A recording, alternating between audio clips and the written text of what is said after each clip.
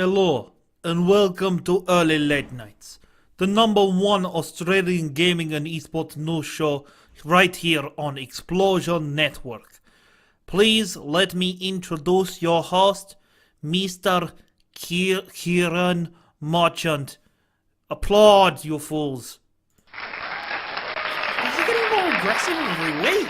They are getting more aggressive, but welcome to Early Late Nights, the #1 gaming and esports show on the Explosion Network. Well, at least live right here on twitch.tv/Explosion Network. Welcome to the show. It's been a good week for gaming. It's been a fantastic week. Start, beginning, whatever it was really good. I've been super excited to give you all my latest thoughts on Spider-Man, give you up to date after a weekend of smashing it out. Fuck, that game's good. Like, that's the overall, if you need a box quote, Insomniac, fuck, that game's good, Ciaran Marchant. It's what we do. It's what we do, but you are here to hear all the other news, not just Spider-Man. So let's go. Let's have some fun. We're going to be in for a really good show today. I'm going to be talking about Shadow of the Tomb Raider, that once again is in the shittest release spot it could be. There's only a couple spots it could have been actually be shitter, and I'm really frustrated by it. And we talk about the Kingdom Hearts 3 trailer that was just released thanks to the Tokyo Game Show. We'll also be going over the Overwatch League, adding 8 new teams. What does this mean for the league? Is there an Australian team? I'll talk about it in a sec. Will there be tears? Will I be super happy? You'll have to find out. And then finally, I will be wrapping up the show with a full, trying not to spoil anything to do with Spider-Man, but going in depth about how I feel about the game, and any tips and tricks I have about playing the game with your friends. Well, you don't play the game with your friends. Why would I say that?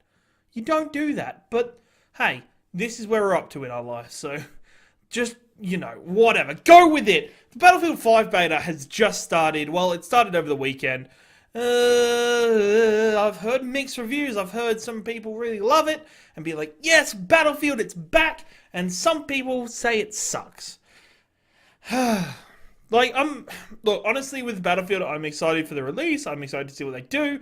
They've put it in a really good spot. I'm really glad we're going back in history. Like, we're still back there for shooters. But what are we really doing? Like, what is really going on? Does Battlefield have a decent direction? I've heard the game hasn't been optimized at all for PC players. It's not functioning well. There's too many kind of map problems going on at the moment. So we'll see how that rolls out. We'll see how that evolves and what the boys at DICE and girls at DICE want to do to make that game even better. There is a new Pokemon Switch been announced in relation and correlation with the Pikachu and Eevee game releases coming up shortly. The whole Switch comes with, I believe it's yellow Joy-Cons, as well as the actual Switch dock itself has outline pictures of both Eevee and Pikachu. So if you're up for some poker fun, go get a poker Switch and play Pokemon Poker.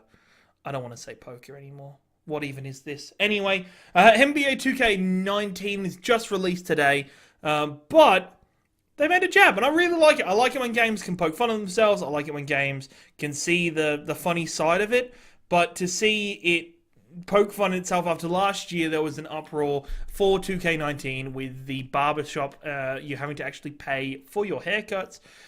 What? Paying for haircuts? Don't just people walk in, lose hair, and walk back out? That's what I always thought. But they made you pay for different haircuts, and so the barber actually in the game makes fun of that, and gives you a free haircut. So that's pretty good. It's pretty funny. I enjoy it when developers put stuff like that in.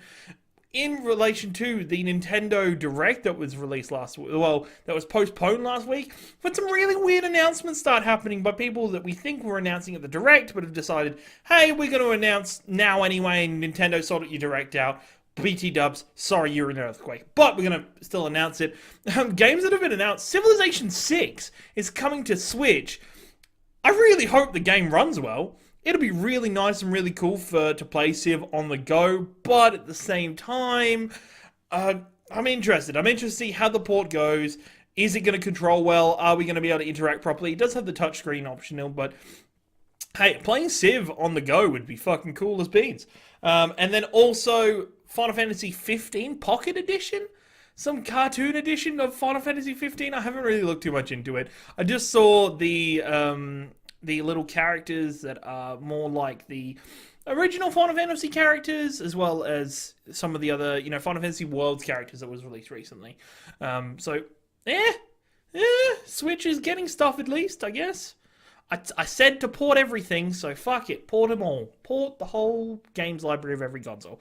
Fuck it, whatever. And then also, please remember, this weekend, Sunday, we are doing Games Done Slow, our 24 charity stream, with partnership with Checkpoint Organization, the organization that looks after gamers with mental health issues, helping them through it and providing a good environment to play games. We will be playing a whole bunch of games, and it'll be pretty relaxed.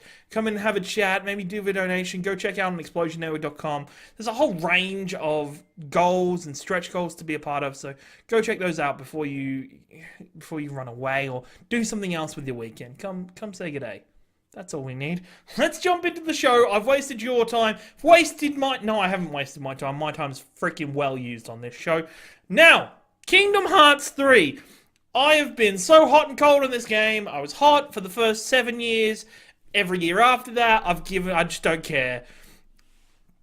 This is the trailer that gets me back on the board, though, because I was interested again.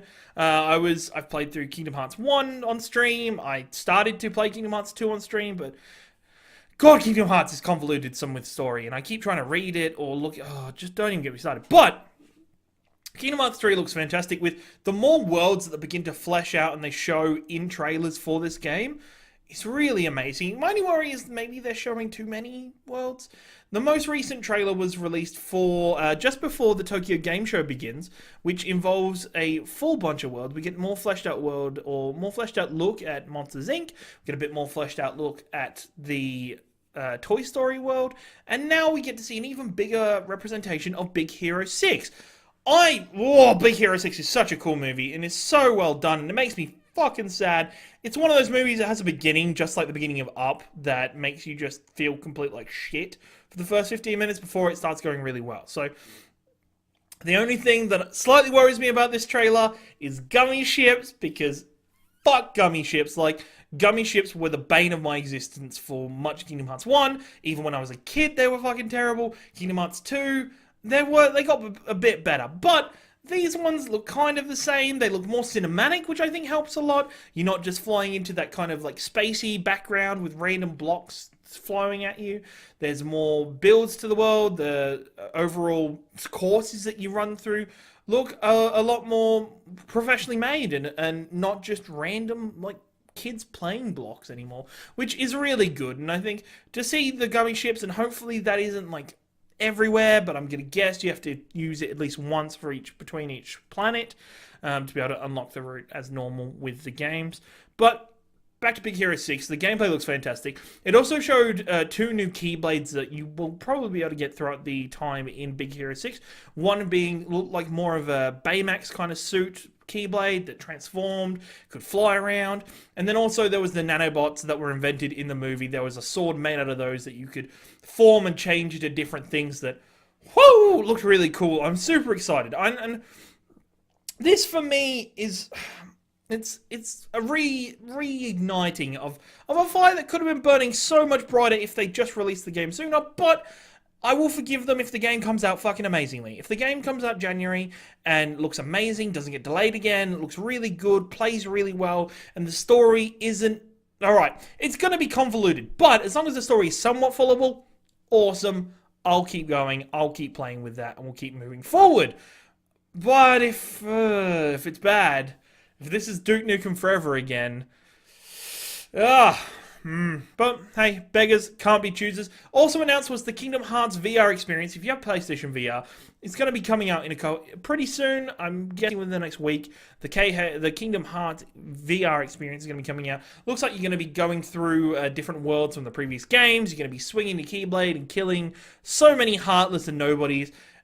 Hey, it's free. It's an experience. They at least label it an experience. It's not going to be story. It's not going to be game length. It's not going to be massive. It's just going to be a fun thing to kind of keep you binded over until Kingdom Hearts 3 comes out. Because I think this should be the last trailer we see before the imminent release. And Kind of makes me a little sad. The coolest trailers we've had have been part of the Japanese game, and because Square Enix is a Japanese company, and so I need to hear the English voice actors. I desperately want to hear the Baymax voice actor. I want to hear the voice actor for Sora, because they're not with what's the guy's name? William Osborne? No, it's the kid. You know the kid. It'll probably come back to me at some point. But anyway, they have changed voice actors. They made changing to the cast. It'll be good just to hear the English voice actors in the game a little bit more, with up-and-coming trailers that are released for a Western audience rather than just for the Tokyo Game Show. So beggars can't be choosers. I am starting to get excited for Kingdom Hearts. I will definitely be picking it up day dot. I'll be trying to steal it early. No, I won't. But I'll be trying to get it as soon as possible and diving into that game. It looks really good. Hopefully it seems to play well. And the story, let's hope. That's all we can do is hope that they're not going to be like, this is the story, but we've also released a PSP game for no reason for you to play. For this is important. And you're like, fuck you, Square Enix. Anyway, let's put a pause on Square Enix talk and their terrible marketing. And I don't even get started on that just yet. Overwatch, if you didn't know, fucking love Overwatch. If you haven't watched the show before, Overwatch is one of my biggest passions. I love it. Plat player, by the way. Plat recently. I know, I'm pretty awesome. Not really, skin on my teeth. But let's not brag too much. Overwatch League there seems to be more and more news coming out each and every day, as well as the Overwatch World Cup that is happening. Minor spoilers, if you haven't checked it out already, over the weekend, the Los Angeles...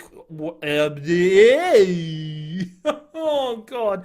The Overwatch World Cup group stages, second event in Los Angeles happened. USA and Canada will be going through to BlizzCon after a fantastic last game of the event, with Canada versus USA, Canada losing 3-1. It looked like Aero, who was a very big part of, is the main head coach of USA, as well as the Dallas head coach, had taken a wager that happened between him and Jane, the Canada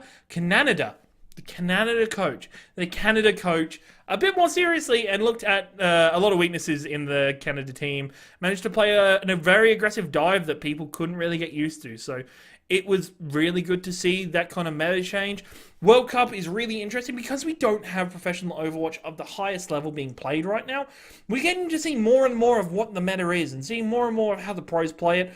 Sombra is going to be massive. If you have a Sombra in like a comp game, say thanks to the World Cup. Just tweet at them, say thank you, because Sombra was everywhere. If you want to learn a bit more about Sombra, really go check out Sureforce play on Sombra. He was a fucking beast. But hey, this is the change. If you're excited, if you want to show some country pride for living here in Australia, Australia will be taking part in the Thailand group stage this weekend. Throughout the event, there will be a whole bunch of games involving the Australian Overwatch team. Go give them support. Go check it out. It's a great event, and these esports events are vital for Australia, especially to grow and to continue to grow as a gaming nation, as a gaming capital of the world. And do you want to know why I want them to grow? For one reason. For an Overwatch League team, so we can watch Overwatch League here instead of everywhere else, because it was recently announced 8 new teams will be getting involved with the Overwatch League in the up-and-coming Season 2. They will involve, let me take my notes because my memory is not that good. The teams will be coming from Vancouver, Toronto, Paris, Washington, D.C., Atlanta, and then 3 Chinese teams, Hangzhou, Chengdu, and Guangzhou. And so it was interesting to see 3 Chinese teams being put amongst the rosters. I think China was maybe poorly represented by the Shanghai Dragons. A, because they had a really rough season and they didn't win a game. But B, it was really interesting for China because they're not a single member of their Overwatch League or their Overwatch World Cup team took part in Overwatch League, which is really weird, really odd. But there's more chances for Chinese players to get together now in these professional teams. I am a bit sad that, Australia didn't get a Melbourne-based esports team. That would be fucking beautiful. I think Melbourne is the sports capital of Australia. it's going to quickly shift into the esports capital as well, with the esports open taking place there a couple of weeks ago. More and more esports bars are opening up and having fruition in the city of Melbourne. I think it's a perfect place.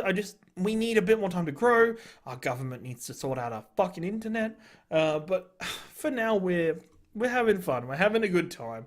But hey, there's only progression. There's only forward. We'll get it. But Overwatch League, it's going to be so exciting to see 8 new teams. They go from a roster of 12 teams to a roster of 20 teams. They are going to be split by Pacific and Atlantic divisions. They're going to be more traveling and more playing in those divisions over the coming weeks, over the coming season. They won't be all in the same spot again. It's super interesting. There's also new rulings for their, similar to like the AFL, VFL rulings, if you are paying attention to those. If they have a connecting contenders team, which pretty much all these teams do, they will be able to have 2 players listed on that team as well as their professional league team. So if they want to grow some players, they want to put some time into them, but then also have them prepared for Overwatch League, they can do both. I'm really excited to see that. I'm excited to see how that plays out. It's going to be fantastic. And this is 8 new teams. That is something like, I don't even want to do the math. I kind of want to do the math. I'm not good at math though. It is something like 35 plus an additional. It's like 47 extra roster spots. 47.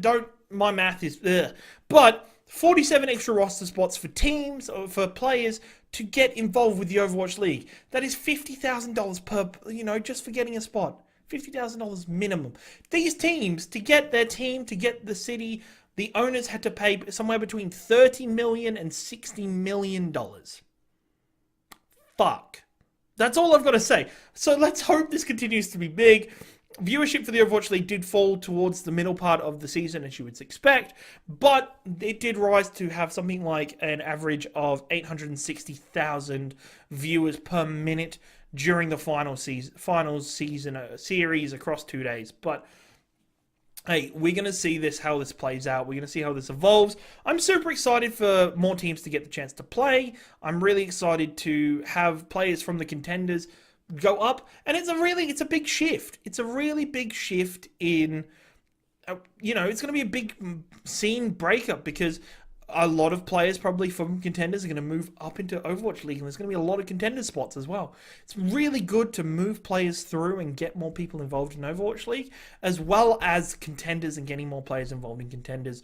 Stay tuned for that. Stay tuned here at the Explosion Network, where I'll be talking all things Overwatch League, as well as esports, to give you the latest updates and news from the scene. And let's talk about something dark. Let's talk about something deary. Shadow of the Spider-Man. No, Shadow of the Tomb Raider. That's right. Square Enix's latest game from the Tomb Raider series is being released in the next couple of days. If you pre-ordered the game, you can still pre-order it now. You'll be getting early access to the game tomorrow on the 12th. If you don't, that's fine. 14th of September is the actual release date for the game.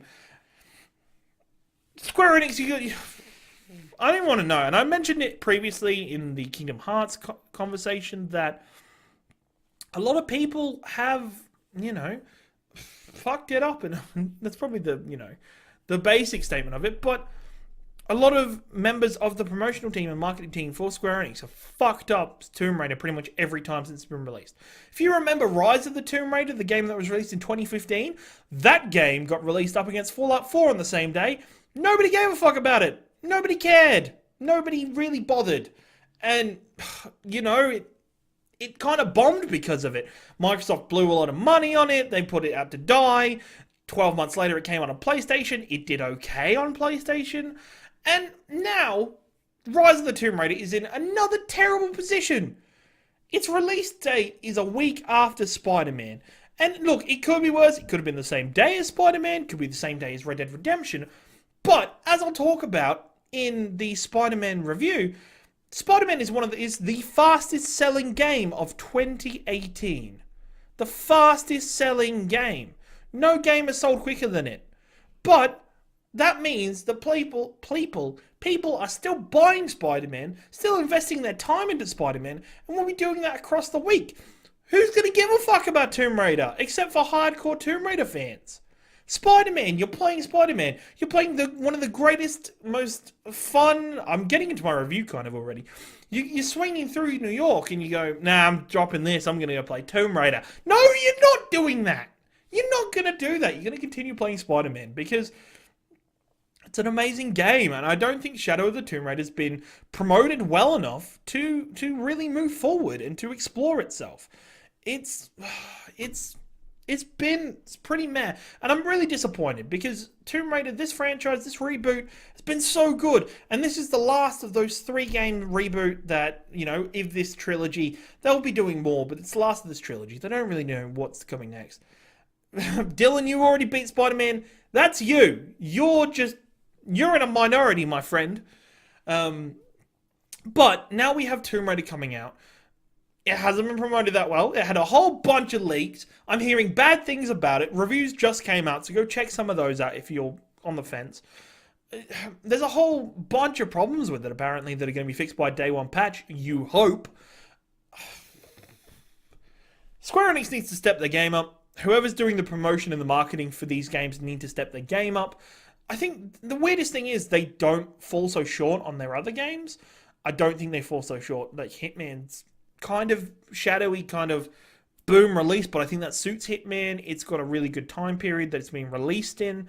But hey, what do we know? What do I know about marketing? I am some bum on a Twitch channel yelling about the news. But you should listen to me. I've got some pretty funny opinions. Are you going to be picking up Shadow of the Tomb Raider? I think I will eventually, but I'm not sure when. But hey, we'll see. We'll see how that goes. We'll see how many people get really involved with the game. Hopefully it's fantastic, because all of the other Tomb Raiders have been fantastic games. They have reviewed really well, but people didn't buy them. So I'm really amazed that this has been released still. And I really hope this isn't the end of Tomb Raider for the next couple of years. But hey, what can you do? What can you do? What you can do is be in the shadow of Spider-Man and be swinging through New York, people.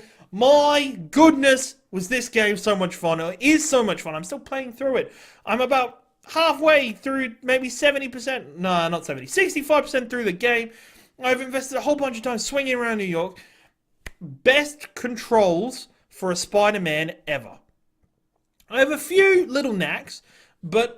I have a few problems with it, but on a whole, the swinging, the combat, super fucking fun.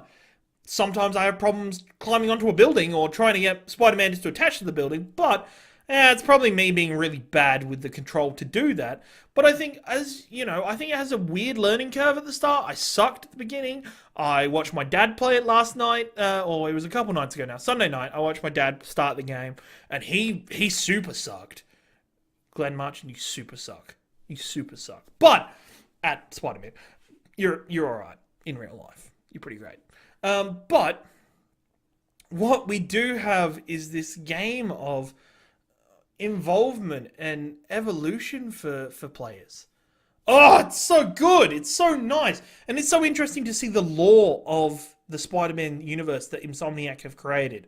What villains have been involved? What villains are still yet to come? And you do see that throughout the game. There are villains on their way. They're saving some villains. Spider-Man has been doing this for several years, but he hasn't faced his hardest, toughest villains yet. They're always evolving. They're changing. And Spider-Man's changing and evolving as well. He's getting new equipment. He has his own problems with his own love life, his family. He is making new friends, his work. He's getting evicted from his apartment. There's a whole bunch of things, but Spider-Man is coping with them so well. And to see... I would love to have seen more Peter Parker. I think we see enough, but I'd love to have seen more Peter Parker. The suit involvement and the actual gameplay and skill tree and RPG elements of the game are fucking fantastic. They're done really well. I feel like I'm leveling at a progressed rate. Sometimes I feel like I'm doing it really quickly, maybe because I'm just doing a whole bunch of side missions. The side missions and the collectibles are super fun. I feel super involved in the city. The city itself, on a large scale, is fantastic. It's super good to swing through. It has a super huge variety of jumps and building heights and different things to get through. But I think if you run around on the ground, which I've spent minimal time doing, it's not that busy unless you're there or you're reacting to a crime event or you're trying to get involved with a piece of a side quest on a mission. Other than that, the world's kind of bland. I see like the character models are a little limited, but that's being nitpicky for a game I really love, for a game I really enjoy playing.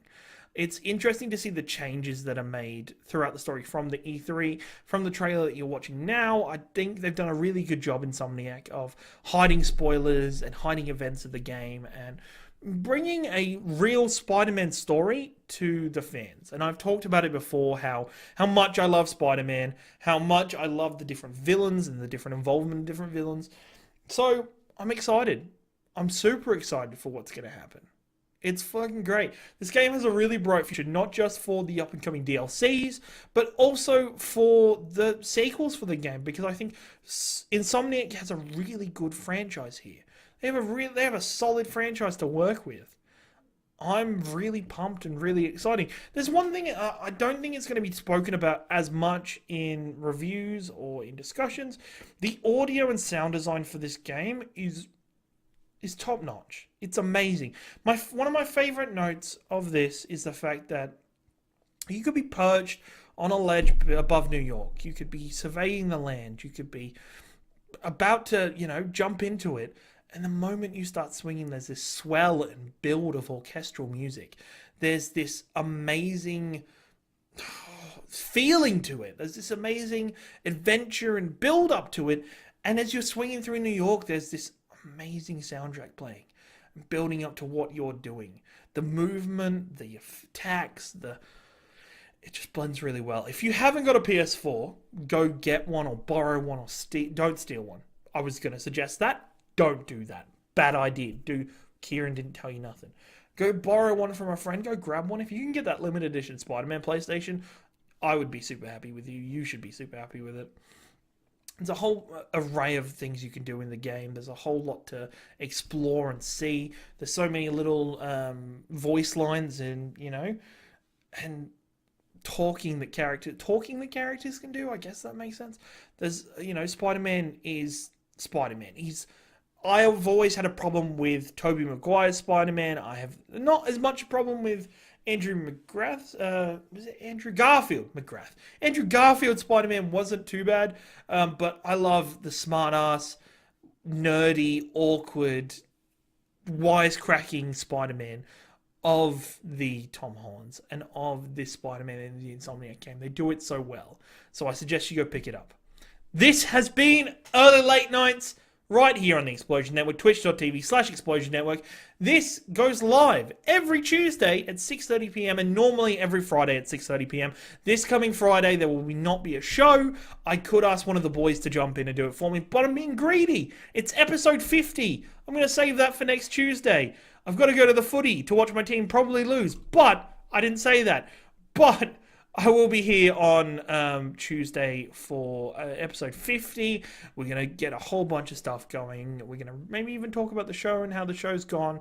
I'm super excited. I'm happy to serve you for the news. If you like what you're seeing here, but you can't be here every Tuesday and Friday, that's fine. Come to explosionnetwork.com or youtube.com/explosionnetwork. Every Wednesday and every Saturday at 7 p.m. you'll get the VOD version of the show. And if you're a podcast listener, you'll be able to get the RSS feed. You'll be able to get the audio-only version of the podcast. And then go to our website anyway, explosionnetwork.com once again. Go check out, we have a whole range of podcasts. We have seasonal podcasts. We have Platinum Explosion, which is fantastically done by Dylan, who's in chat at the moment. Thank you very much for joining me. Thank you for joining the show. I will see you next week. It's been beautiful. I won't see you next week. Game's Done Slow. Sunday. Be there. Play a whole bunch of games. We're going to hang out. We're going to have some fun. I need somebody to keep me awake at 4 in the morning, but that's fine. I'll see you later. Have a good week.